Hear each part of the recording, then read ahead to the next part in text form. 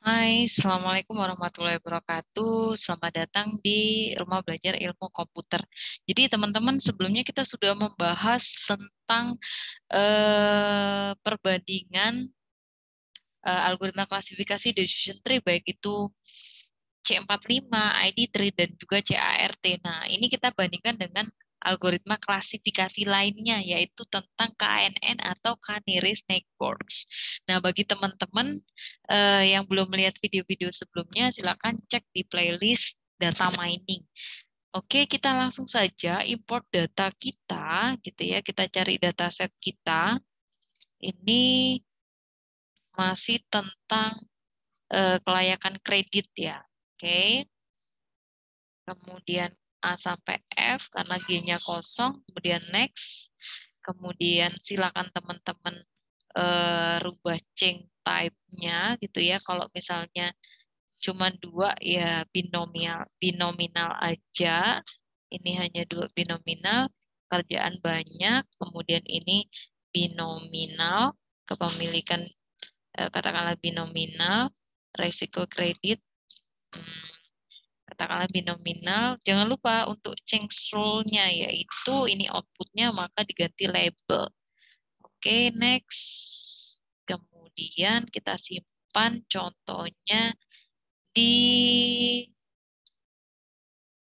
kelayakan kredit. Nah, ini saya ganti ya. Oke, kelayakan kredit tak taruh di bagian klasifikasi. Oke, saya pindah di proses aja ya. Proses di klasifikasi kredit. Saya finish. Oke, ini statistiknya tidak ada missing data, maka dari itu bisa langsung diproses. Kita di desain, kemudian ini adalah hasil bukan ya, tadi kelayakan kredit. Oke, drag and drop. Kemudian jangan lupa split data. Kemudian teman-teman cari algoritma KNN karena kita akan, nah bagi teman-teman yang belum melihat konsepnya algoritma KNN, boleh klik link yang ada di atas karena saya sudah menjelaskan tentang secara teori dan juga perhitungannya secara manual, bahkan mungkin perbandingannya kalau pakai normalisasi data gitu ya, dengan pakai Z-score, min-max. Nah, teman-teman bisa lihat di playlist data mining. Oke, kemudian saya ambil setelah ini apply model. Oke, apply model di sini. Kemudian yang terakhir adalah performance. Oke, performance-nya jangan lupa yang klasifikasi. Kalau sudah dihubungkan ini dengan unlabel, model dengan model, sorry, ini dengan training, ini dengan unlabel, ini dengan lab, ini dengan performance, ini dengan example. Kemudian jangan lupa split datanya supaya bisa dibandingkan.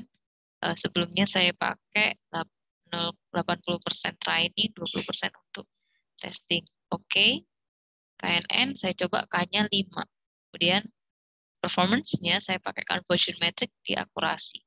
Saya play, kita lihat akurasinya. Nah, akurasinya adalah ternyata 53,57. Nah, ini sama ya dengan uh, di sebelumnya gitu ya. Kalau misalnya kita pakai ternyata hampir sama. Kalau tadi pakai pruning dan pre-pruning masih bagus di decision tree sekitar 60,71. Nah, kalau di KNN itu lebih jelek ternyata akurasinya sekitar 50%. Nah, disinilah teman-teman bisa memakai kira-kira, oh ternyata algoritma di decision tree dengan KNN lebih bagus di decision tree. Maka dari itu ya sudah teman-teman bisa putuskan kasus kelayakan pemberian kredit ini pakai decision tree. Seperti itu ya cara kerjanya ya teman-teman ya. Kemudian teman-teman bisa juga bandingkan kalau K-nya 5, kalau K-nya 7. Jadi teman-teman sebenarnya bisa explore lebih banyak lagi ya. Nah, ini 57,14 ternyata naik ya dari yang tadi K-nya sama dengan 5. Kalau misalnya K-nya sama dengan 3. Nah, ada berapa nih? Nah, ternyata 50% turun gitu ya. Jadi mungkin yang terbaik adalah yang tadi gitu ya. Eh, ketika kita K-nya sama dengan berapa tadi? 7 ya. Tadi 7 ya yang lebih bagus. Oke, 57,14. Nah, tadi yang 7. Nah, seperti itu bisa explore lebih banyak lagi. Oke, seperti itu ya perbandingan algoritma. Nah, ini kan satu per satu ya, teman-teman. Jadi satu per satu dikerjakan satu per satu. Nanti next kita akan bahas tentang building block yang ada di RapidMiner. Bagaimana membuat dalam satu frame dengan perbandingan berbagai algoritma supaya nggak satu-satu gitu ya. Dan itu jauh lebih simpel sekali. Oke, terima kasih untuk hari ini. Semoga bermanfaat. Salam kita belajar bersama-sama. Terima kasih.